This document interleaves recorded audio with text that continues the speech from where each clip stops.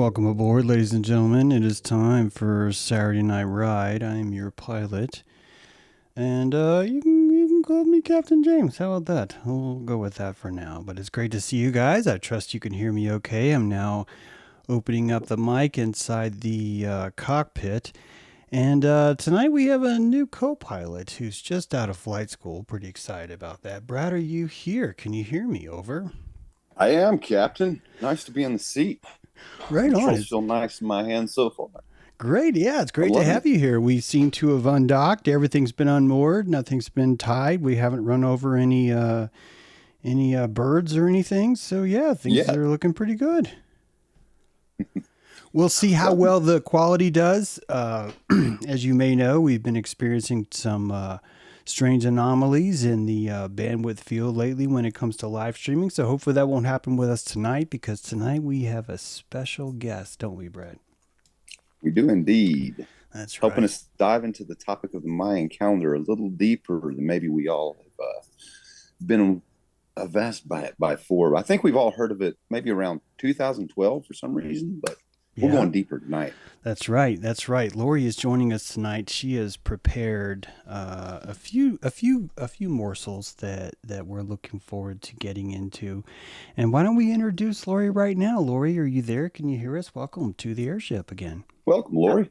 I tell you what, it's so wonderful to be in this airship. The weather's really good up here, and Happy New Year. That's right. Happy So New Today Year to is you. the Happy New Year. This is the first day of the year of the seed, the sun seed. We left the year of the storm on July 24th, and wow. the 25th was our day at a time. So I'm going to present like we're still at a time, because we're delay, this delay between the chat and the live and the Yeah. this, we're all out of time. So are you ready for me to begin? Are you I'm kidding? ready. I am so set up. Let's do it, Yes, ladies and ma'am. gentlemen. Thank you, Lori. Thanks for being here. Well, I just wanted to say, that was so long ago, that Mayan end of the long count calendar, wasn't it? It was like, guess what? It was 13 years ago. Right? It was 13 years ago today. That's that's really significant, because when you understand 12 and you understand 13, which we're going to talk about, it's super exciting. So, we're going to talk about the day out of time. We're going to talk about reclaiming the spiral from the predators of time to the dawn of the sixth sun. So, I'd like you to join me in an opening invocation. And in this beautiful Mayan greeting, I'm sure you all know it. It's in Lakesh Alakim, and that means I am another you. So on this day at a time, I step outside of the clock. I return to the pulse beneath all pulses, the spiral, the wave, the rhythm of becoming. I call on the 13 moons and the 20 tribes, the memory of the stars inside my bones. Today I forgive the bindings of the time machine, and today I remember I am a fractal of the whole. Mm, mm, mm. That is beautiful. Nice. I don't want to stop you, by the way, but damn, that was nice. Yeah. So today we're going to pretend like it was yesterday. So every day that you remember that July 25th, you're going to have this laid down for you. So what is the day at a time? July 20, Indeed. the July 25th is the 365th day of the dream spell calendar. It's a sacred pulse before the galactic new year, July 26th, started. So this author, Jose Aguiles, rooted in 13 moon 28 day timekeeping. So she figured out that if we went for 28 days and we did 13 moons, we would have this one day that was at a time. So it's linked to the rise of the star Sirius. And it was the day, and it is the day for forgiveness, art, reflection, and cosmic realignment. So the Mayan calendar in 2012, it ended December 21st, 2012. It was 13 back tunes, 500, 125 years. It was a portal, not an apocalypse, a marking of a conscious shift. And in Jose's words, 2012 is the shift from mechanical time to natural time. And the choice was to go from 1260 linear time, so 12 would be 12 months and 60 minutes, to the 1320 harmonic time. Mm-hmm. So think about 13 moons and 20 digits. You can count to 20 on your toes and your fingers. Yeah. So I'd just like to take a little moment and see if anyone has anything to comment about this kind of way of keeping time. Is that a 12 system or we're actually in a 12 system? Oh, that's right. Yeah, exactly. Gregorian. And that's what I think is so magical about the Mayan calendar. That is that I couldn't find it addressed in anywhere else. That the 13th, that they're all based on 12, and I think there's an interesting reason for that. But that's to me, it's the very mystical side that we're cut off from, not including the 13th. Because I really think that that's the aspect of us that, I think that's why it's the day out of time. And you can tell me, more about that as far as that goes, Lori. But the idea of it, I think, from what I could tell, was a connection to that, the natural rhythm, which, again, is somewhat mystical in terms of the 12 count systems, correct? Because the 12 count systems are almost all logically based, with none of the intuitive base, if you will, maybe. Yeah, the Julian to Gregorian changed time. Yeah, it did. And we went, we had 12 apostles, right? But then what's the 13th? It's the God within you. You're the timekeeper. So the 13th is always kind of like that observer. But in our natural cycle of things, we have 13 full moons that make a calendar of seasons. That's right. Yeah. Maybe 13 chakras? More than those, I think. We have a lot of ones that aren't spoken of. Okay. It does seem that 13 is where that's why is maybe considered an unlucky number, is because maybe some people wanted to hide the kind of aspect we're talking about, the mystical nature in the 13. Yeah, it's so unlucky people now. Might not look at it. Yeah, I think that's what I'm not trying to put words in Lori's mouth, but the Gregorian sort of said, hey, 13 is unlucky now. Like, in a sense, 13 has been more primal. So it's never really been unlucky. It's just that when we adopted the Julian or the Gregorian system, we wanted to align with 12. Therefore, 13 would be the unlucky. It would be, whoa, what are you doing here? Yeah. He's coming in with a 13. What's he doing? Yeah, we curse these numbers that used to bring us power, right? Yeah. And we start to worship numbers that we used to curse. So this is a movement in a lot of different ways.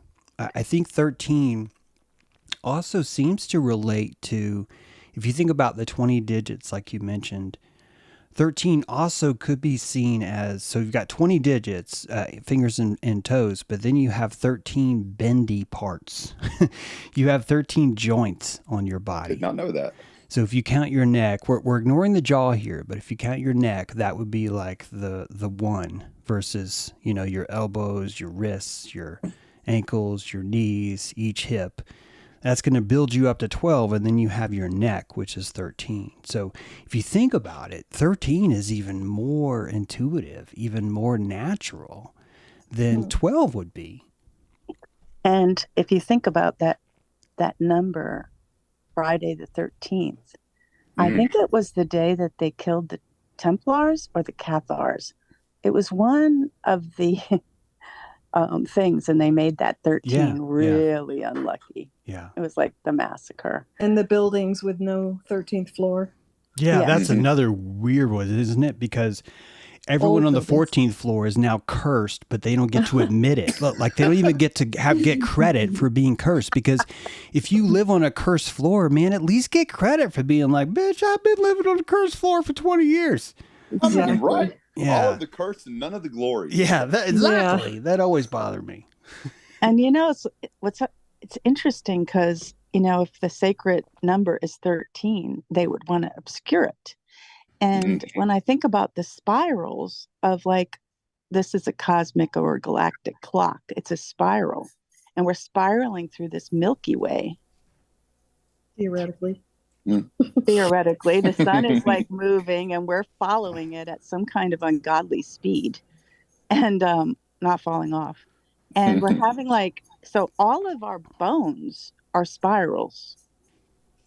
And all of our actions, Yeah. if you were attuned to your flow, Renee, stretch into spirit, that spirals of the hoops and the movements, it's all like spiraling. Mm-hmm. That's right.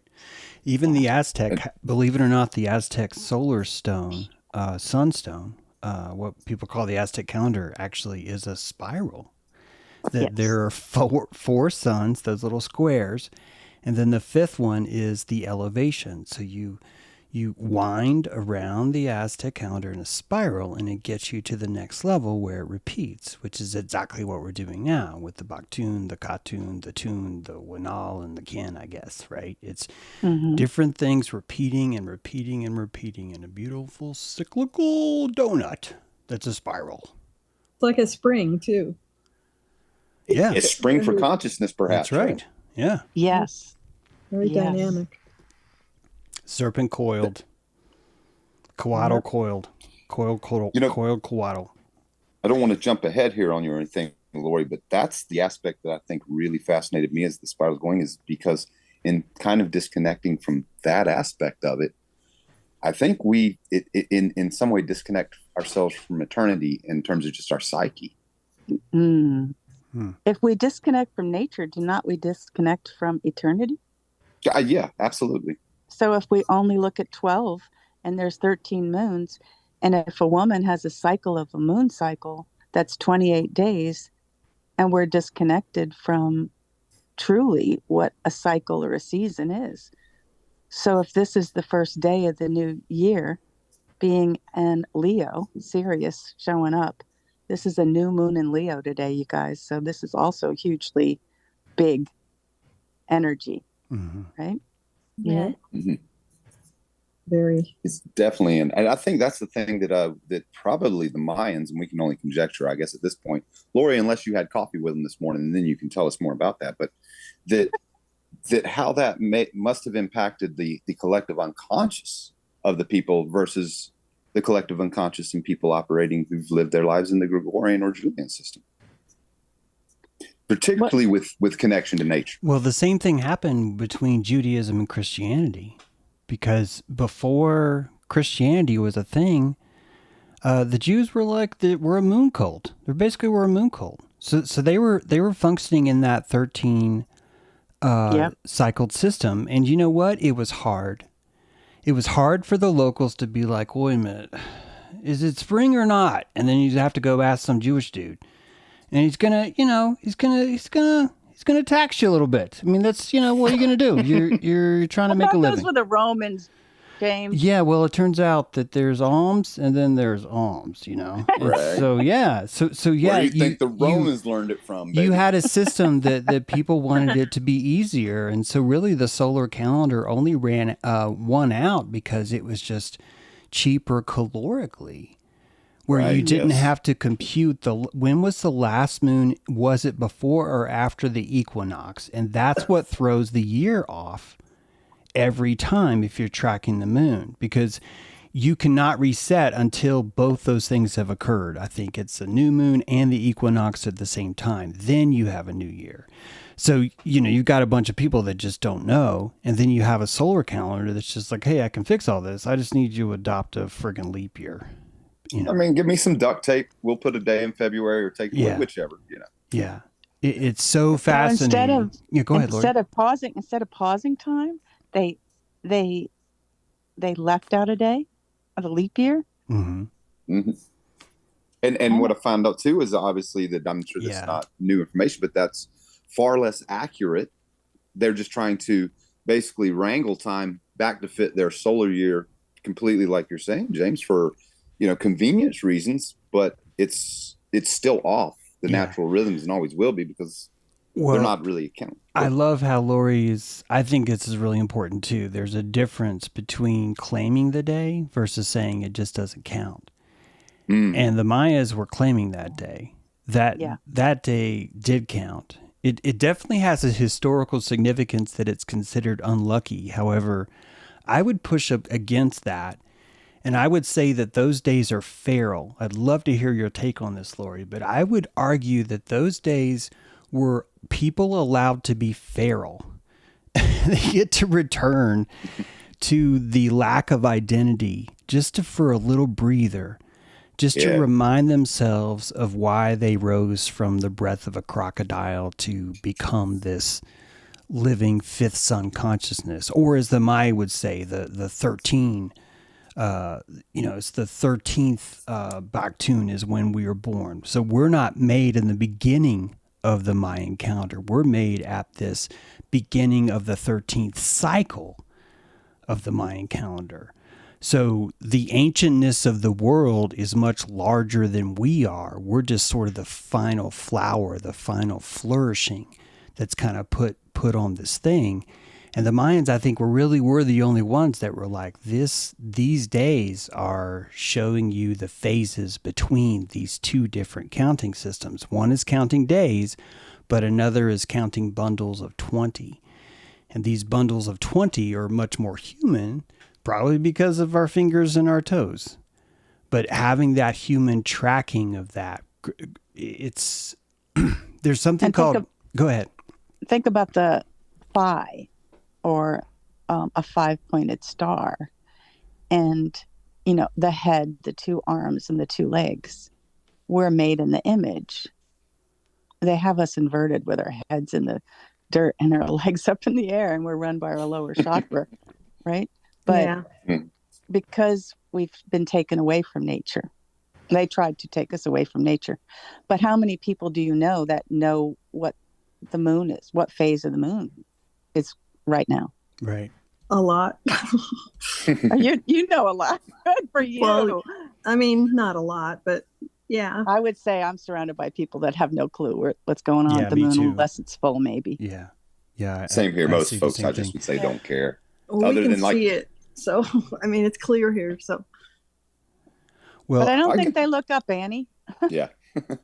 I think when you start to look at the world through subsequent cycles of 20, you end up with a chewable version of time that you can digest and make sense versus the 365-day year that we try and sort of adapt to now. And you develop a system that becomes what looks like to be very complicated. But something that the Mayan did that no one else has ever done except for computers, so no one did this, is computers said on January 1st, 1970, this is epoch day 0. This is the first second of a new epoch. And computers have been counting from that number of seconds since that day, January 1st, 1970, the exact same way that the Mayans have been counting since August 11th, 3114 BC. That since then, they don't count seconds, they count days. But that every single day counts. There's not one day that's invisible. There's not one day that doesn't count, I should say. Some actually are invisible. But everything means something. And that system didn't just come through the Maya. It was the Zapotec, it was the Olmec, it was the Aztec. All of them decided, by the way, the Egyptians did this too. All of them decided we need a 20-base system. That's a very important number. 13 is crucial, but Aztec even went farther and said you have a 13 times 20, then you have a 18 times 20. The 18 times 20 gives us our solar year, which is why the Aztec have 5 hidden days. Wow. The Maya look at it through 13 and 20, which gives you hidden days that are not all progressively placed together, but as Lori just told us opening the show, come between each of these cycles, sort of like spacers, right? So it's a very different way of looking at exactly the same thing. And these are pristine cultures that all decided there's a 20-base system. Personally, I think that, yeah, there are toes and fingers, but I think mental construct, that there's a brain that only has a certain number of calories in a 20-base system, is about all the brain could handle when it came to interpreting different days, different names for things. Because keep in mind, if you have 20 unique days, you have to have everyone in your village has to be able to interpret 20 variations of a word. Do you see what I mean? Like a bird call. Right. So if you're going to be a sparrow and the sparrow has 20 different words, your brain is going to need how to interpret those 20 different symbols in the brain, and then you can build a society. So in my mind, the 20 comes from, this is the mental construct that people had that everyone could work in, like a bandwidth rate, a frequency that everyone could function inside of and still have a conceptual understanding of these things, which is ultimately more human than we can even imagine because it's spatially human. It's somatically, limbically, brain-wise human, if that makes sense. Speaking of which, I just put in the chat, if you wanted to figure out by your birth date, you can figure out what one of those 20 is as your tribe. Yep. So, and there's a glyph for each of the things they had to remember in the 20. So that was really probably all that somebody could, if like in the Inca culture, they did not have a written language. Right. They have glyph, like a glyph or an image that made it. It has a story. Yeah. That story is so crucial. And I didn't know this till today. I was prepping for the show because I was looking forward to this topic, Lori. I didn't know that the 20 days that the Aztec had named are the same names that the Mayas have. There's a tiny difference between like 4 of them, but basically it's the same word. It's the same concept. And if you were to look at each of these words and break them down in the brain, I think that you would find that each of them, God, how do I say this? But if you could imagine if we're functioning on a binary level where everything is white or black, that these 20 unique brain constellations have a different enough voltage to where all the minds can understand them as being separate, unique, and communicatable. So in a way, letters are sort of a proto number, almost a number that came before numbers, which is just the ability to frequency the brain to trigger or tickle the brain in one of 20 unique ways, which allows the people to be born, so to speak. Yeah, it just kind of looks like, when you look at the gematria, you can lay out all different letters as numbers, and there's a code. Yep. Yeah. And the code, I've written a little song, or AI has written a little song for you guys, which is going to read that code. So I'm going to play that now. That's going to take 90 seconds to play, and let's hear that. And we will get back to talking about it. People in chat, you're probably going to need to mute now. And so if you want to hear it online, and you're listening to Dojo Earth Radio. Thanks for being here on Saturday Night Ride. These are the 20 days. Wait a minute. I'm sorry. Can you hear me, I always Brad? forget to do this. All right, guys, here we go. I'm going to play this again. And these are the 20 unique day names, kind of placed in a way where you can hear them all and have a relationship with them.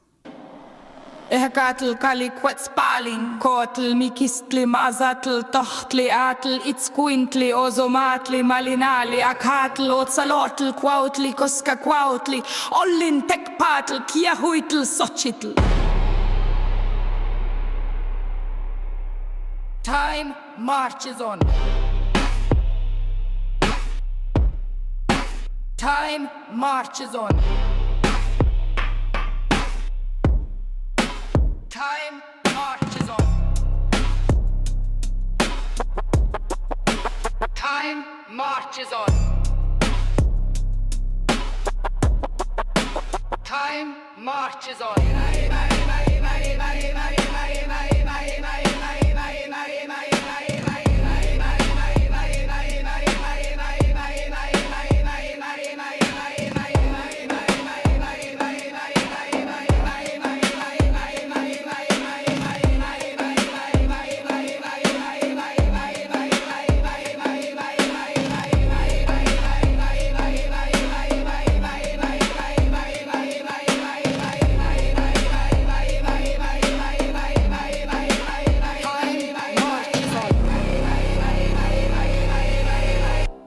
That's right. There are 20 of these unique flavor crystals that are launched in your brain that when the brain hears these flavor crystals, they're able to build a language. This is crocodile, wind, house, lizard, serpent, death, deer, rabbit, water, dog, monkey, grass, reed, jaguar, eagle, vulture, earthquake, flint, storm, flower. This is a mythological journey, a journey that has a story, and you, as a Nahuatl child, would hear the words that you just heard, although not with the beatbox behind it, but you would hear these words, and over time you would learn the song of the journey of these 20 days, 20 holders of sorts. And if you think about this as a mythology, I think you can start to understand how mythology itself is the opening of the mind to the world. That it would need this sort of tool to broadcast itself and communicate to its community. Brad, how we looking? You guys doing good in there? Air's clear up here. It doesn't look like we have any turbulence or anything. The way's clear sailing as far as I can tell. I think Lori was going to take us next to further aspects of the calendar. Go ahead, Lori. I wanted to say one thing real quick before you start talking about the next subject. Cool. Okay, so that music, I really loved it, and especially when it went to the drum beat or bass, whatever. So it was making me think about that movie Dune, how they put those thumpers in the ground and summon the sandworm. Yeah.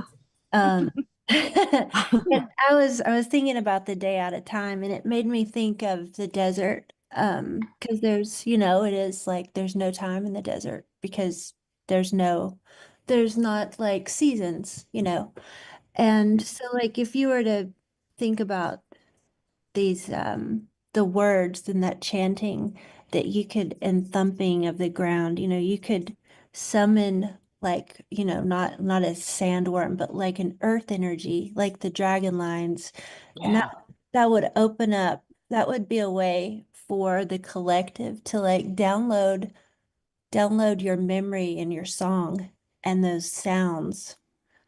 So Yeah. You heard it here I just- Doesn't first. James have that where he was? You heard I it know here you first, did ladies and because I gentlemen. remember stomping my stick on the ground 17 times. 19 times. Yeah, that's right. 19 times. stomps. Sorry, I forgot the number. No, that's all already. right. It blew me No. away because today when I was looking at this long count stuff, it was technically the fullest year is 19.19.19.19.19.19 because they have a zero-based system. So 5 19s in a row is sort of like the 99999 of our own numeric system now. And here we are having all this 19 magic going on. And I cannot help but go, hey, there's something to that. So, but anyway, I want to get us back to Lori because I'm loving this entire souffle.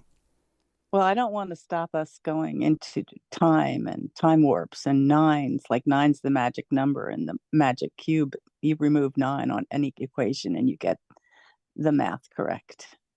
So to think that 19 is the one before the 20, that's something magical about that.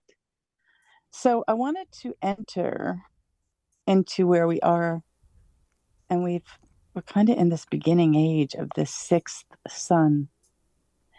So yes, we've entered into that phase. We're early in it. The fifth sun was called Olin. I think that's how you say it. It was the era of movement and upheaval.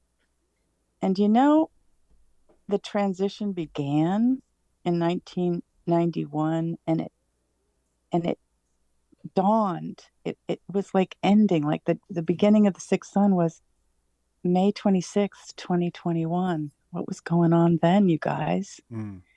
And it was a blood moon, and I do believe it was an eclipse. So the sixth sun brings in feminine wisdom, quantum consciousness, dream time awareness, and not a single day, but an ongoing awakening. So I just wanted to say that we've been talking a lot in this dojo, this airship that we do, about flow state and creating art, and how there's like no time in that time. And then we try to cram it back into the 12 time, and time equals money. But there's a new time. We're in the sixth sun. So I wanted to bring that topic in and see if there was anything you wanted to riff on that one. Well, I will jump right in on that, because to me, I that was one thing back when around 2012, when looking at that, the concept of time as art, it struck me then like a ton of bricks, and it was just like that. It was like an aha moment, because it was like, and it was childlike in a way, because it's as children we don't have that the society and the program of that, but it was like, yeah, why isn't that how we live our lives? And we can tell all these sort of stories, but I'm just saying how powerful it was for me to plug into the fact that yes, almost every moment we spend in our lives, speaking of the ones we are in now, right, is the world telling us the opposite. Time is money. Time is money. So if you're creative and you like to make art, you can't help but hold it against the time you spend doing it, as to say that there has to be some money value or there's no value in it.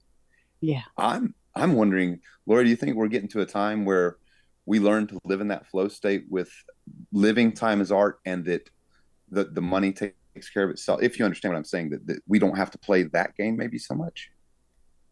Do you know what I'm saying? Does that make sense? I do understand that, and I do have compassion for all aspects of how people are in between. They have a foot in one world and the foot in the other. So it is about dreaming. It is about imagination. It is about that level of, I don't know, trust, grace. Yeah, it is faith. Right? Lori, when you were saying the sixth sun brings feminine wisdom, it made me think it is like this auspicious time. It is like there's a seeding of a new compassion, like a new compassion, so that there can be less fear, and therefore things will just flow to you instead of having to worry about the money and whatnot.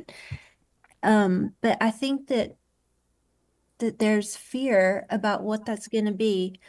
I looked up on Wikipedia what the day out of time is on the Gregorian calendar, like things that happened.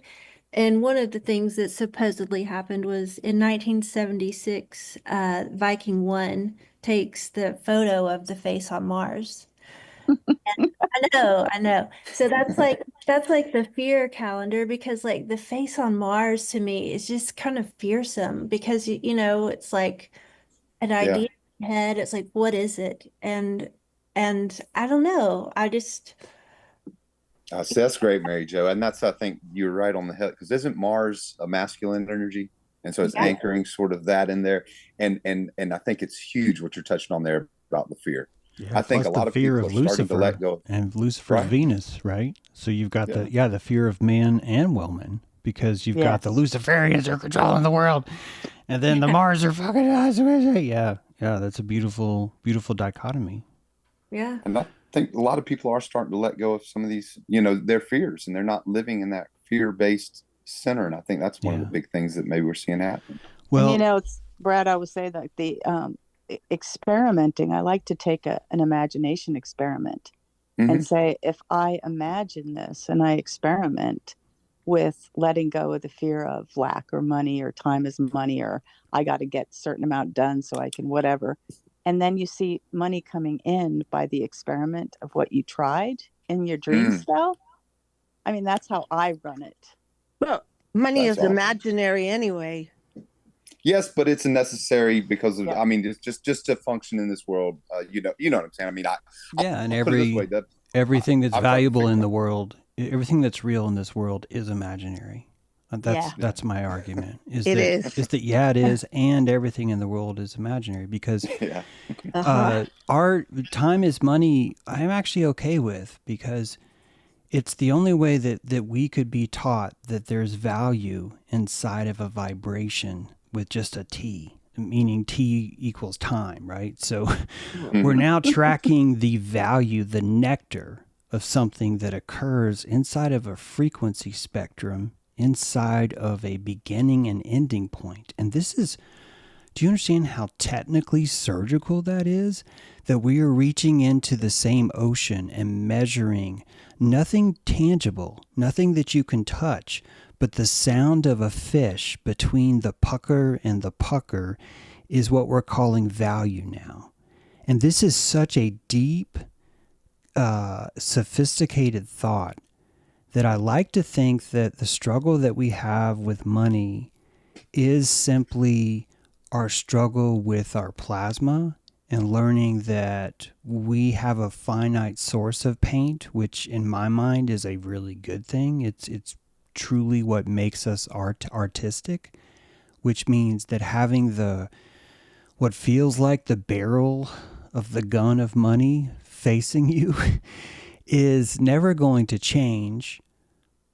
But what will change is your fear of death, your fear of going broke, your fear of not having any, and that relationship is what Lori's getting at, in the sense of how we move forward through this. So I don't think we're stepping away or like dismissing money. I think it's becoming more of, this is what the tangible currency of prana needs. And it's led us to invent digital smart transactions, which have our will literally placed inside the token, that I can now give you a piece of Ethereum that has the context that you will do this first. And if you do this first and it's verified through this other smart agency, this money is unlocked to you. That this is, excuse me, this is a magical plasma construction that has so much consistency that I can send you a locked box of money that only unlocks when something outside in the world happens. That is, and it's just such a, these are so creative. This is such a creative power, and it makes sense that we'd fear it. It makes sense that it would hurt us. It makes sense that we would get locked into spells of our own lack. I've been going through this myself a lot too, and I've noticed myself, I'm like, why are you worried? And I just catch that there's an angst crow on my back, right? It's on my shoulder, and I just catch it sometimes. I But- think it Wait. might have to do because you're Gen X. So Gen X is like their parents were boomers and their grandparents were very you really have to work for what you earn, like it, and you are ashamed if you don't have this certain work ethic. And then like my child, he's 16, and I mean all kids are just they're not like that anymore. They're not born that way anymore. Yeah, certainly. But But And I like that. I like that they're not. Yeah. I Me like too. I do that too, and the new world isn't like if you don't fucking go out there and kill the chicken and then clean up its blood and then pull all its feathers out and then put that on there and then fucking come in and like a psychopath and don't ever fucking cry, then you're a man. And I'm just like, what is wrong with you? Why are we murdering fucking chickens and trying to show how cool we are about, like, why can't we be sad? Why can't we be like, no, I don't want to fucking kill a chicken because you got me here. You advanced me to this point where I have a fucking soul now, right? Why is this bad, right? So yeah, I can see myself, but maybe for me, where I was coming on time is money. I think maybe for me it was because I understand what you're saying there, James. That perhaps it's the incorporation of the two, and maybe my reaction was just because I felt like, well, at the time is art is not given any attention, and so my reaction was to say time is money is the wrong thing. But kind of what you're saying, maybe it's like. They're both art, and maybe it's the masculine and the feminine integrating. Yeah. But I see what you're saying. Maybe money is plasma. Maybe that's the better way to start talking about it, I like that. Money is plasma. That makes sense. That does. My grandmother was an adult in the Depression. So when I went to spend time with my grandmother, she was saving bits of string off of bakery boxes and counting every penny that she put in a book. Yeah. So that is in my DNA. That's in my memory to squander time, to waste money or to overindulge in material stuff when you see that this person was, every penny. And so it's kind of an interesting thing that this DNA, if we do this work with our DNA, then, like MJ's, her son doesn't have to have that. Yeah. That's so interesting how that plays. Cause I think I had the opposite, Lori, happen to me. Cause I feel like obviously my reaction is the other, because I struggle on the other side. Whenever I see people wasting money, it's like, I don't get it. And I'm like, so I don't know where that comes from, but I think my DNA, I've had a reaction in the opposite end where I lack in that sort. Yeah, see, I get mad when I see like someone who's, I think I'm judging them as they're doing well off, and they don't have like a plasma cutter and like every musical instrument or like all the paints you could imagine, and like they don't have like a floor jack, or they don't have like, just like really basic things that I would like drool over, that I'm always like, how are you living a better life? Like, dude, you don't even have a plasma cutter. Like, what? Why do you have this giant garage? You literally have this 3-car garage, right? That has these giant barn doors on it. But by the way, you don't have a horse. Why don't you have a fucking horse, dude? What? Seriously, like, wouldn't that be like the first thing you'd get? Is like, yeah, it's my fucking horse. Look at him. Horse is awesome. That horse grazes in a giant like field of marijuana. That's how fucking rich I am, and no one's doing that. No one is doing that at all, right? In fact, you have people that are like, hey, I need to pay you to come cut my yard. And you're just like, what? Yeah. Why? Anyway. I had friends with plasma cutters. So I was like, we're going to have like tribes of people that are the artists that have this. But it won't be in the garage where you pull up and all the yards have the garages and you never meet the neighbor. Yeah. Yeah. We're budding artists is what we are. And we're going to need a giant economy underneath it to function. And we're going to need things like TikTok, I swear. We're going to need things like TikTok to build a plasma empire. And that plasma empire is just attention. It's just smart contracted attention. And that attention is the meta creature, the pupus, as it were, right? Telling us where it's going next. And you are not the pupus, but you are inside the pupus, and the pupus is going to pupate. You know what I'm saying? So we're watching society regurgitate itself, and we're like, is this really where we're going? It's like, yeah, it's more Boy George, more pumpkin spice latte, just all the things you hear, and this is kind of beautiful that it's happening. I think it's giving us more ammunition to really triple down on the plasma itself. That like what is truly entertaining in my mind now is the discovery of the originality of people. We're calling this reality shows now, but if you look at what TikTok is, it's I'm a cake decorator and I'm pissed at this other cake decorator because that other cake decorator stole my cake decorate. Like I am in. Like seriously, you know why I'm in? Because this is a real person, right? Who's in her bathroom and she's wigging out. She's having and I'm there. I'm invested and I want to hear about the cake. And I don't need special effects. I don't need drama, I need editing though, don't I? I need a short story that's digestible to where I don't have to fucking move in and meet you and help you move your couch just so I can watch this drama. So we're looking at one of the most addicting kind of honeys that I think humans have ever had, and it is the exposure to each other, to our raw selves like that. It's so beautiful because every day I turn it on and I see someone unique and I'm like, this person's out there. I never even pictured them.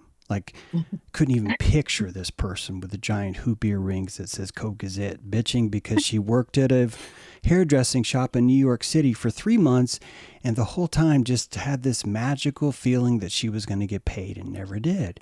And I'm like, I am so invested in this. Because this is the real pollen of this creation, right? It's beautiful here. It's beautiful. It really is. It's like we were talking a couple of times before when we were talking about the AI, and you kind of talk about everybody's projecting the fears of it. But isn't that interesting that in all this inundation of AI, that because the same thing. What we're drawn to is authenticity, and in this form, it's taken. Yeah, I see the videos and stuff on YouTube, the ones that captivate me, just like you're saying, it's real people. Yeah, I could see an AI video, but it just doesn't keep me. I'm not engaged. It's the same with Marvel movies. Like, they're putting so much money into Marvel movies, and I still haven't seen one, guys. And I'm not even trying to bash it. I'm just being honest. I haven't been like, oh my God, I got to go see that. I last time I did that was like Lord of the Rings, and I was like, what am I doing here? Like, this is painful. And it's only because I think I fell in love with nature. And because I say that all humanity is nature, I get to fall in love with that too. I get to say, well, yeah, this is what lichen does. Let's go fucking watch rocks turn to mold or mossy, awesome. Go get mossy, because that's what people are. You're watching them get saucy, You're watching them deal with a hurricane. You're watching them deal with an economy. You're watching them not have a plasma cutter and still tell themselves that they have a life anyway. Meanwhile, you're watching the people that have all those resources and they can't even hug each other at a Coldplay concert. Right? Like if you're the billionaire owner of an AI company, right? And you go to a Coldplay concert and you get broadcasted on the Trinitron or whatever. Wow, that's an old word.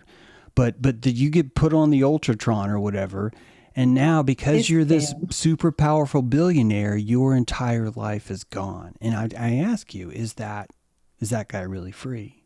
Is that guy truly in charge of his art? Because this is not art. No. This is a man that's like, I don't want to be here anymore. I want to find a way to fall. And I think they set that up. I think a lot of rich people set themselves up for that because they cannot handle all that carpet, all that manicure, all of that removal of limitation. You see what I mean? It's the removal of limitation that kills the artist. It's a burden. The Vanderbilts were about the only, Gloria Vanderbilt was the only one I think that we got to watch. Okay, there's been many, but we really got to watch her struggle with the fact that she had too much money to be an artist. You really saw the pain of her. She ended up, putting naked doll bodies inside fish tanks and oversaturating her prints. She couldn't even have a solid color anywhere. And she got drowned by all those choices, if that makes sense, because she had just such a limitless ability to grab any kind of tool that it ended up choking her or asphyxiating her as an artist. Absolutely. And I'll echo that real quick because I used to have 9 guitars, and I can just tell you this. when you only have like, and I've got one. I'm not. It's not my point, but like you said, if I only had one instrument rather than 12 sitting around, Yeah. well, there's only one one to pick up. In other words, it more quickly. I think I would say is that gets me to express directly, if that makes sense. Yeah. And you know, the time thing we're discussing, I think comes down to this, because if you don't even have a name for a day, you don't have anything to give value to it. But if your brain invents that it is to read, and not only is it to read, that it is to read, and it is the new fire ceremony, which means we're taking Doug and ripping his chest open and pulling his heart out and building a fire in the cavity that's inside. You are now remembering to read like you've never remembered a day before.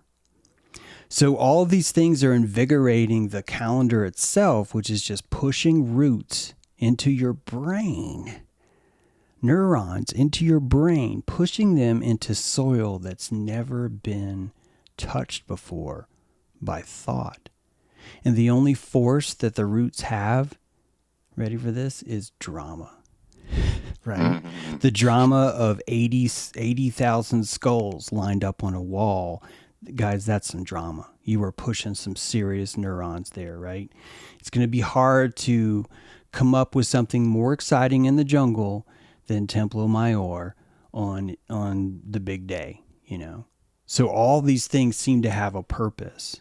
All these things have such a crucial, the sacrifice is real because all those people were sacrificing themselves for the brain power that the survivors were almost like forced to drink, right? It's almost like the survivors were forced, like strapped into chairs with their eyes taped open, right? And they were forced to watch because the roots had to take hold inside the pumice of the brain. Thalmikisli, by the way, the compost, the dead matter that's not alive, is Thalmikisli. And so if you think about all the sacrifices are planting the roots in the Thalmikisli in the brain to come alive again. And all these names, rabbit, wind, crocodile, all these names are doing the same thing. And all these other cultures we found, Egypt is one, have this same Deca system, 20-base system, probably for the same neurological reasons, basically. Yeah, I think that got to have a huge effect, that just that aspect of because doesn't that get the entire collective kind of on the same page at these periods, like it's a recentering moment, but that it would get everybody basically back on the same page of a book, if you will, to start each. So one of the big differences between, so I'm more of an Aztec guy only because that's just what I've been studying, so forgive me. But one of the big differences between Aztec and Maya that I'm kind of embarrassed about, kind of being on Team Aztec, is that Aztec doesn't even consider anything after 52 years and day one. It doesn't exist. There's no such thing as year 53. There's no such thing. And they have the exact same calendar as the Mayans do. They have the 20-base system, and then they have the 13 or the 18, depending if you want to look at years or agricultural calendar. But the Aztecs are like, look, after 52 years, we shut out all the fires in the village. For 5 days, there's no light. For 5 days, there's no food. For 5 days, there's no dishes. This is why I was saying they go feral. Because for 5 days, you don't have civilization anymore. And this is your core clearing hard drive space. You're defragging your consciousness so you can start over again and clear out the world. And I would argue that this is probably done due to a lack of jungle calories, a lack of protein sources causes the Aztecs to do something that no one else did, which is limit their calendar. Literally cut it off at 52 years and say, we're not thinking outside of this perspective. Literally every single thing is redone. All their fires are reinvigorated by the chest fire in Doug. That you can't even start a new fire until Doug's lungs Burning lungs are brought down into you and given to you as coals so you can start that fire again. So this is the birth of ritual, the birth of religion. You literally believe that the next 52 years only existed because Doug. That's the only reason why. Thanks, Doug. See how this really makes you remember how important it is? So Was Doug born on the first year of the 52-year cycle? Because think about a generation, and then it starts a new generation. Yeah. Maybe, in the Aztec, they only lived to be 52 or 50. Yeah. Or whatever. It was like two snakes facing each other, a 5 and a 2.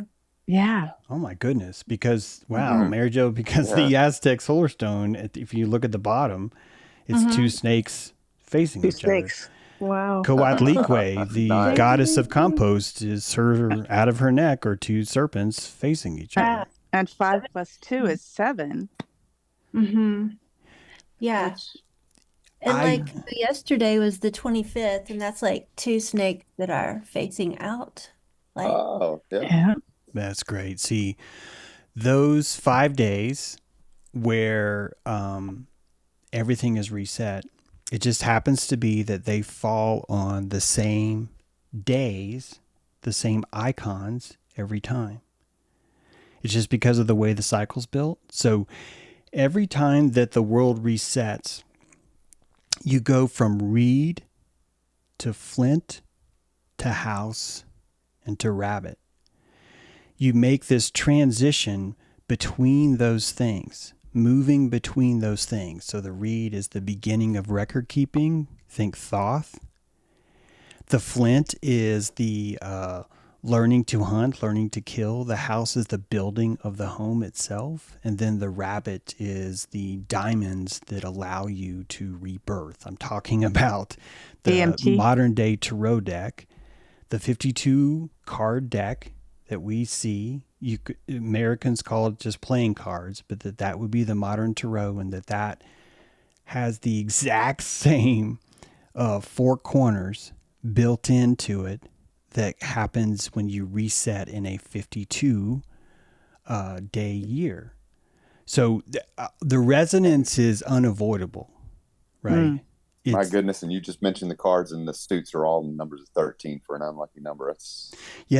That's even more of why that's so interesting, because it still has that same base root to it, so the journey into the underworld actually involves you going through Vulture.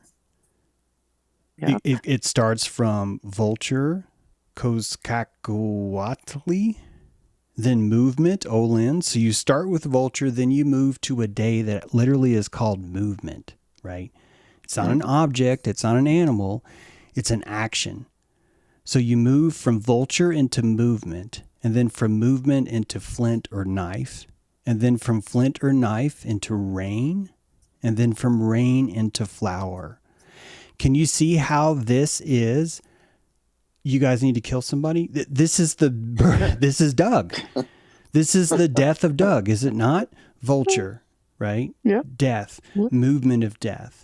The flint, the most famous part of this, the literally inside the Aztec sunstone, is this flint knife stuck through it looks like he's tripping acid, but it's technically he's tripping a flint knife. That flint knife is splitting his tongue, setting into a bloodletting ceremony. So the flint knife is the very center, the very apex of this renewal is that act. And then what happens next? The rain, the dropping of the blood, the fertilization of the new growth. Thank you. And then finally, Oxli, the flower, the birth of the next cycle. It's so beautiful. It's so beautiful. And it's all right there. And as long as you could remember those 20 days and 13, this is all you needed. That you needed a brain that could conceptualize 20 unique names and 13 unique numbers. And if you could do those, you could survive for 52 years and all of us could have a civilization. The Olmecs knew this. The Mayans knew this. The Zapotecs knew this. The Aztecs knew this. The Nahuatl knew this. In fact, I don't think there's another way, because these cultures all did the same thing and kept the same thing. It's almost like there's no other way to even think about it. How does the brain react to these kinds of feelings, basically? All right, so we can take a music break if you guys want. Want to stretch your legs? Come back, Lori. Does that sound good? Yeah. We have a couple more little things to go. So Good. That's what I'm hoping for. more stuff. Okay. We'll do a little breather here. You're listening to Dojo Earth, and I appreciate you guys being here. And hey, it's a great time to maybe share this stream. Tell people come join us. Be great to have more on board listening.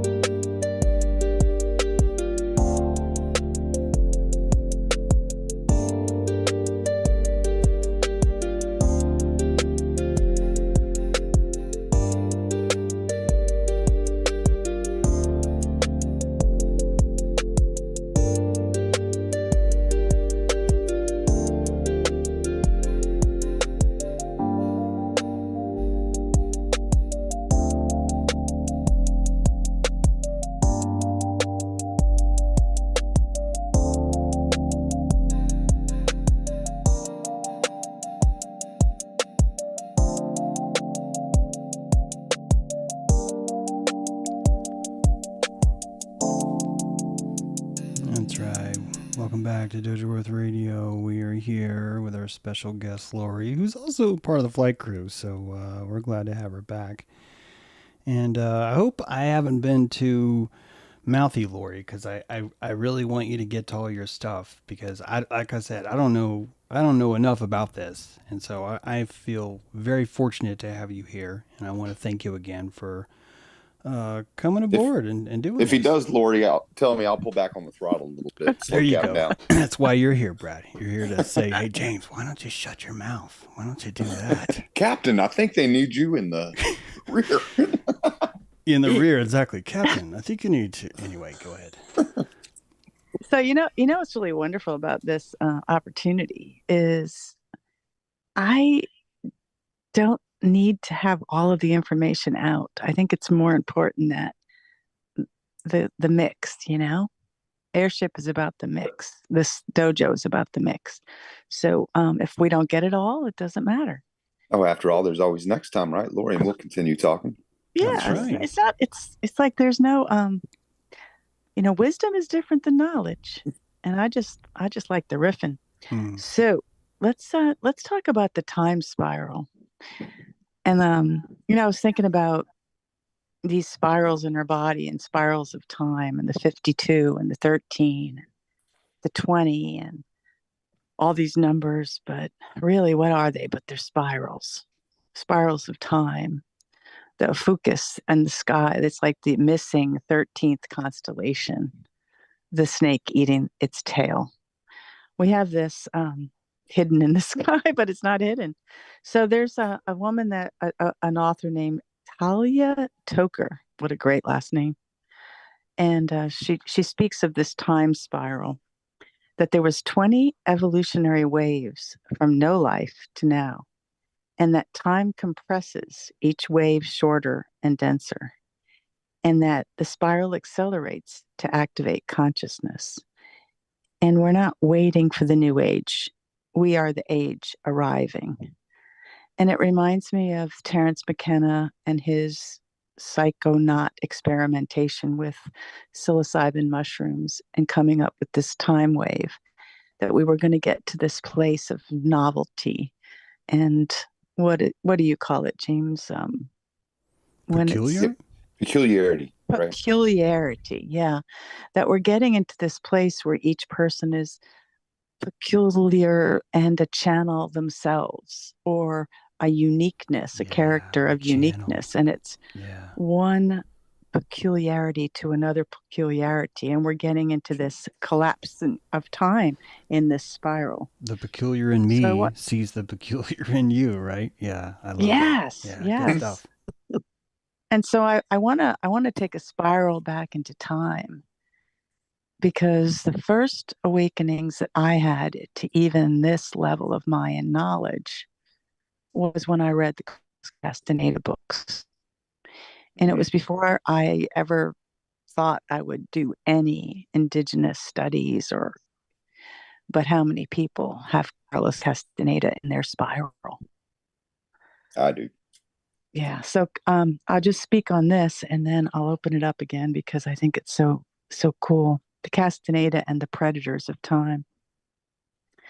So in that book, Don Juan spoke of the flyers, and they gave us their mind to trap us in linear time. And this book was, these were written in the 70s. He went down as this person into these indigenous mud hut culture of Mexico, and met with these people that didn't have the suitcase and the education that he had, and his mind was constantly being blown. But what Don Juan spoke to Carlos about was that these flyers, they fed on anxiety, fear, and the past future tension, and that freedom comes from stopping the world and reclaiming our luminous body. So to exit the false time, we must enter into awareness. So with that, I'd like to open it up again to any thoughts on that. Yeah, I think totally the that's why it's it's simple when I'm speaking of awareness here in terms of the job or the goal. When you first start seeking to understand, it's like you want grand action, but the awareness is the thing that you need, because when he was talking about the flyers and the supremely maneuver that they did of tactically giving us their mind, and it's the mind, like you say, filled with anxiety of, I think what it said, being discovered at any moment. And isn't that kind of our anxiety in terms of in public of being authentic in our peculiarity? Like what limits us sometimes is that anxiety that comes, I would say, from that mindset, that predator mindset, that someone's going to discover me as a fraud. But that perhaps, I'm just speaking for me here, that I'm starting to learn, I don't think my peculiarity is a fraud. It's the fact that my anxiety is wrapped up in something else, and that's what I'm protecting. And that anxiety is to be accepted by society. But in truth, our peculiarity, our authenticness is not fraudulent, and it's just that we've had this overlay of the mind of we can't let it be seen, because if we let it be seen, we'll be discovered, a la like the flyer. But in this case, The flyer's doing it for a very different reason, right? Man, Brad, you were The blowing. feed. It sounds like it reminds me of, well, for one, when James was saying it could be a day of wildness, Mhm. it made me think of Lilith going out to the desert, where it's wild, meaning like there is no time, she's kind of like not in the picture of the same time as humans are. So Mhm. so she's apparently got demons, but I just think that sounds like those flyers. Like because, I think that her story is about not being able to be authentic or Yeah. something, and that's about peculiarity. So Mhm. Yeah, this. And that anxiety is not necessarily, I don't think necessarily, I'm not saying that we wouldn't have natural anxieties, but let's just say that it's misplaced in those areas that it Yeah. makes sense. But yeah. So it I'm just blown away because we talk about a lot about lying and how it's a creative act here and the placebo, and that we feel one of the reasons why we feel like a fraud is because the Mayans are telling us because we're dreamers. We're dreamers living in a world that says you can't be a dreamer. So we feel like a fraud because people are going to see that we're actually doing the dreaming, right? Yeah. So our Yeah. living fantasy is our nakedness, guys. Yeah. You are afraid of being seen naked because you are afraid to be caught being a dreamer, being one So of these spiralists, right? One of these divine spiralists. I'm going to stop talking now, but guys, this is so dope. And- I freaking love That's it. And good this- stuff, Gavin. This Don Juan, what he speaks of these reptilian overlords. And I was like thinking about James's work on the brain. And I was like, that they're these flyers, but in this predatory mind, it's the pre-mind. It's the mind that keeps us safe in a culture. And it feeds on our emotional energy.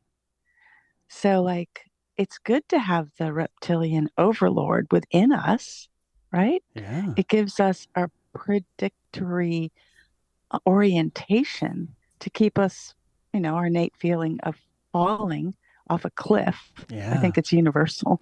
Yeah. I And think- it is, yeah, go ahead. I was just going to say, I think you're absolutely right that's that it is necessary for naivety, right?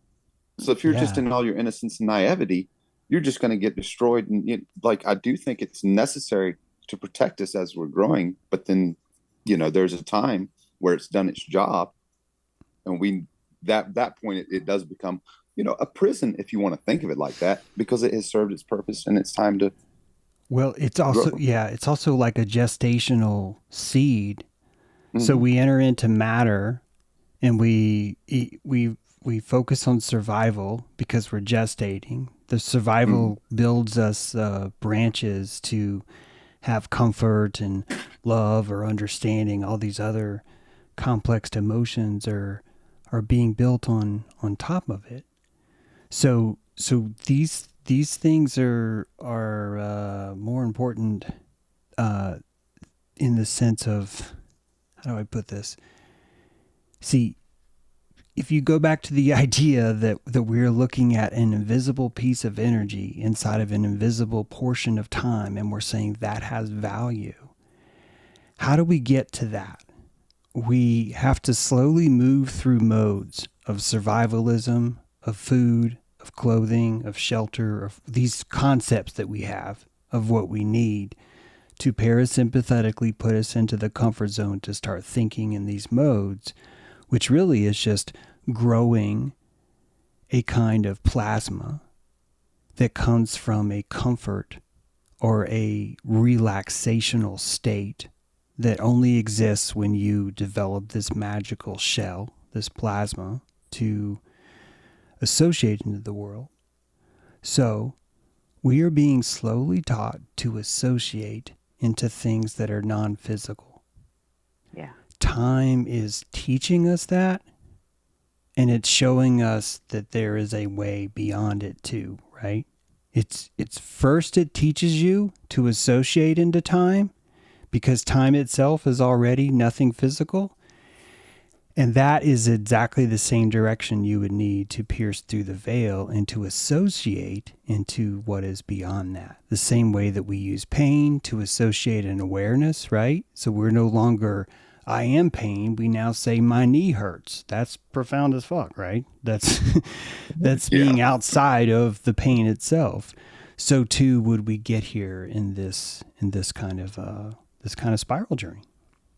And then I was thinking, Doug, Doug, death, Mm-hmm. there he is. He has stepped towards there's no fear of death if death is celebrated every 52 years. So there's this level of being authentic in, that secret, like we think time goes on, that we can hold history into some kind of bound thinking. Mm-hmm. But if we're dreamers, and the Nagual, that was like the Don Juan spoke of, Mm-hmm. the Nagual, or you became a lucid dreamer. What's more real, your dreams flashing in from one world to another, or this bound time that we're in? Exactly. Yeah.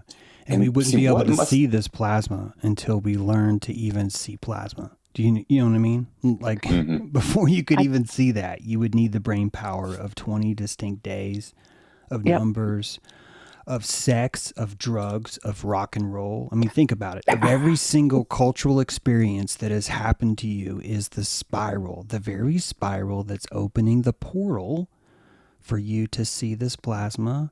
And what you see is where you associate. So you move yourself into that because you've learned this subtle energy, this plasmatic form of identity. Do you know, James, I think it's so funny that you speak of plasma and then you talk about the person who has the plasma cutter. Oh, yeah, that's right. That's right. I didn't realize that. Yeah. That's what he's like. Why can't you have a plasma? Who wouldn't have a plasma cutter? I mean, what are you doing with your life? Yeah. Is plasma cutter code for something? Like, No, it actually cuts metal. It literally cuts metal with a laser. Yeah. Like 3/4. Oh, now I don't feel so old. Thank you, Mary. Yeah. Mary Jo. 3/4 inch steel cut as tiny as you can imagine. Yeah. Yeah.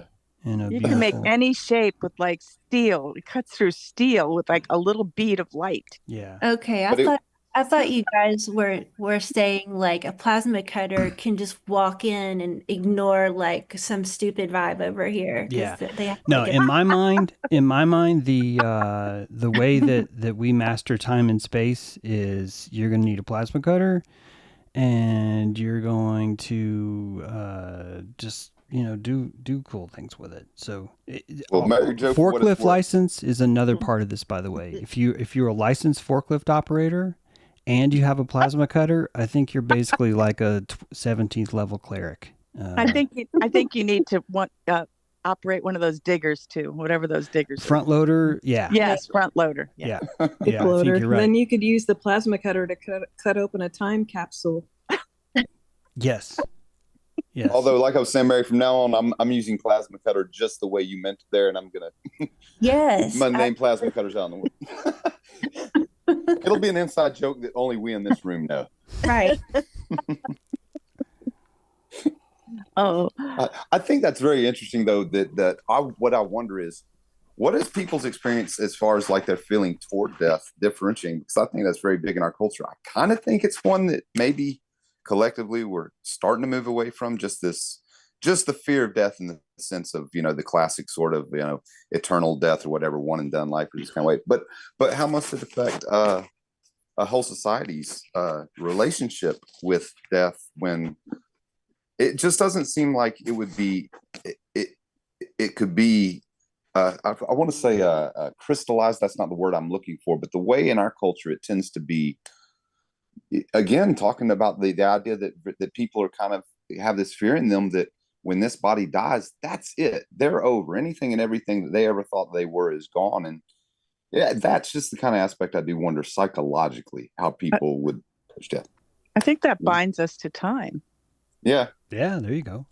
Yeah. You guys totally had one foot in death. I mean, and I can tell you that after that, then I really quick, I just, you snap into, I want to be here and I want to heal. And so then but then like the thought of death now is definitely not that hurdle that was before I knew what death was like.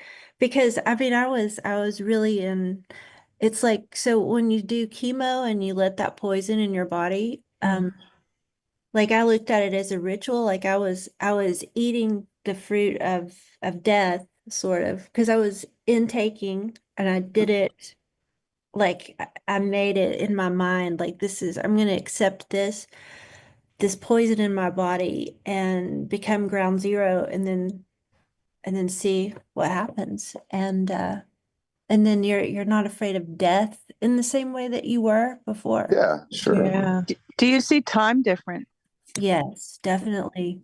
Because you just once you face death and you're not sure if you're going to be here, then it totally rewires your brain. It's a shock. Like I still live in that shock wave from that happening to me. But it's also healing. It's weird how you can be shocked and healed at the same time. But it Yeah. isn't. It's totally how the same way that like pain works. Like we talk about that, right? It's that what it actually accomplishes on the back end. It's the or the gift in there, right? Yeah, but I was, it made me think. I wanted to say this. I was listening to James True live, and you said, Who's that? I wonder. You said, hold on, give me 1 second. You said, start having shame about the right things.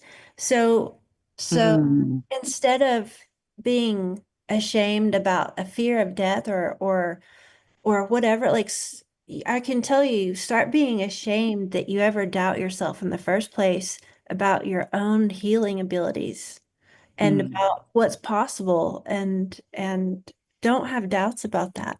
Have shame that you ever doubted that.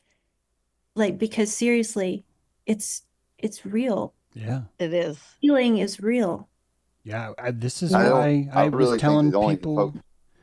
This is why I was telling people to wear tails in public. I mean, it sounds silly, but it's like if you stand ground for your imagination in public, you are defending something that you've never defended before, and that there's no way that self in you would not fucking see that. Wow. Right.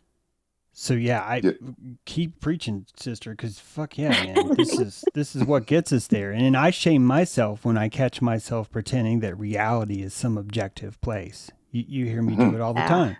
Yeah. Because I want that nimbleness to remain as the primary state. Yeah. Yeah. Well, my heart opened up a lot. I've been like ever since I had a baby, like that just exploded my heart. And then the death experience opened it even more. It's really crazy. Do you treat each day like is there a sense of urgency about things, or is it the opposite, that it's not urgent anymore? Like, are things need to get done before you leave, kind of a thing? No, I recentered myself and made it where, like, I don't know, like the outside world clearly bothered me about so many things. So, always having this anxiety, and you can't have an authentic moment when you're trying to be a parent because you can't believe you're sending your kid out to that world. So what it did is I had to become the spiritual center of my own home. Yeah. I just had to realize it, and I make things that matter to me a habit so that they become the system. So you're the hub of the wheel, in other words. Yes. Yeah, the yes. belief spoke. And this is cosmology. This is Yes. This is what it's all about. And we're living in a world that insists that beliefs don't matter and that none of this stuff's important, and that shame is something you should be trying to avoid instead of honing in on and listening to. Because I do that too. I shame myself all the time. I use it as a trajectory. it's a reins on a horse, you know. If you can Yeah. pull it this way, it's going to go this way. So why not Yeah. use that, you know? Yeah. And if you're honest about it, it definitely points you in the direction you need to address, I would say, right? Mhm. Or that you're wanting to address, because that's why it's there. Yeah. In my mind, I fear that I'm not, my biggest fear, and I do have angst all the time. I am born with angst. Like it just, when I wake up, I have that. It's been naturally taught to me physiologically. I'll say that, but also I use it as I only have so Fuel. much time and I have to get this stuff out. There's just so many things that I want to leave in the world. And so I feel myself always stressing about that. I'm always running hot. My engine's always running very high RPM because I'm literally trying to just create the fuck out of every time moment that I can find. And it's probably not healthy. It's probably not even necessarily the most optimal, but you're just watching a kid that is so immersed in play that he can't help himself. I'm drooling at this point when it comes to how I treat time like that, especially, to be honest, in the position I'm in. I literally have people every day that are like, dude, we want to see you create. That's amazing. This is such a rare thing. Why would I not take it this seriously? Do you understand what I mean? Like why would I not do that? Keeps your brain nimble. Yeah. It does. Yeah. So to me, it's always about how do you crunch this? How do you produce, put the cake out, put it on the conveyor, you know, even if it gets incinerated, your job is to make the most beautiful plate right now and just send Just like it out. in the book, Yeah, exactly. the desserts. Yeah. And that's why I wrote that, because that ultimately is teaching you about time, isn't it? That this is the only moment. And if we can find an airship called the Silver Pegasus that treats you in a way that shows you that time is this mortal, if you were comfortable, if you were parasympathetic, you can be in the restaurant that has death in front of you and still feel alive, feel more alive. And be able to eat and digest. Exactly, Yes. Lori. Exactly. Because you're not really who yourself is until you're in that parasympathetic ventral self, right? Where your face is activated, your chest is activated. And honestly, where we are singing, I really do think this is supposed to be musical, that all of us are supposed to be singing all the time, like an imaginary sort of song. And that this is our natural state, to just always be air guitaring the fuck out of the moment, you know, on our way to the mailbox, right? The dramatic reveal of, is there something inside, is a giant symphony, a missing of dilation, right? Of dilation berries that are being left on the trail. Well, your dilation of me trying to get the Black Eye Club and the T-shirt, I'm like, it's lost in the mailbox. And a mailbox of time, it delivered to my other address. And No, I just got it today. It came to me. It's No, I'm kidding. for me, it's very dilating. I've been driving to my old home trying to break into the mailbox, and You still don't anyhow, have it? it's been a wonderful experience. Do not send anything out, because I do believe the mail people have identified it. I live in a very small town, and they know they delivered it, but I just can't. Sounds really symbolic. Really, what does that mean symbolically, No Lori? doubt. That you're I've thought the same thing. Yeah. mailbox. Kind of funny. I went into the gated community. I had to break into the gate. I had to try to get into the mailbox. It's just a really interesting thing. You know, mail theft is considered a felony in the federal level and taken Oh very my seriously, God, Lori. yes. So I want you to be sure that, you know. I'm glad I got to do this last presentation before I got locked up. Oh my God. The Black Eye Club and my that's great. Reptilian Overlord T-shirt. That's right. Anyhow, I'm glad I'm getting it. I think I'm going to get it. I think it might have went back to the post office. Okay. And I'm going to go and check with Ruthie on Monday. So, It's worth waiting for. Oh, thank you. I didn't mean to turn this into but no, but Yeah. No pedestals. I think time is interesting. And I have like maybe just a couple more things. I don't know where our time is for our time. And so We're an hour and 33. an invocation, and I have a couple of unifying threads to close up my little presentation. Could I Yeah, go go ahead. ahead? Or you Yeah, want Yeah, totally. please do. Okay. So some of your unifying threads is we just went through that day at a time, and that was a cosmic pause. We learned a lot about cosmic pauses and how they can reset with Doug and the 52-year cosmic pause of 5 days of chaos. Doug. A chance to exit the grid and return to spiral time. Oh, nice. It's time to plant the seed of the sixth sun because we're in that seed year. And this is like really cosmically dilating. And to disengage from the false mind to deactivate our personal power of our uniqueness, our quirkiness, our peculiarities. So in 2025, the sky has changed. Saturn and Neptune is Aries, Uranus in Gemini, Jupiter in Cancer. We've had a shift from earth and water to fire and air. The astronomical ignition for collective awakening. And today, this day, July 26, 2025, the new year of the yellow resonant seed. So that's where we are. And it is so wonderful to exit the time machine, to re-enter the spiral, Here, to here. dance this. And we are not waiting, we are arriving. So in a closing invocation, would you like to join me in that? Absolutely. Definitely. Okay. The kin of the stars, the walker of the spiral. The kin of the... The kin of the stars, the walker of the spiral. I lay down the cloak of compression and lift up the wing of becoming.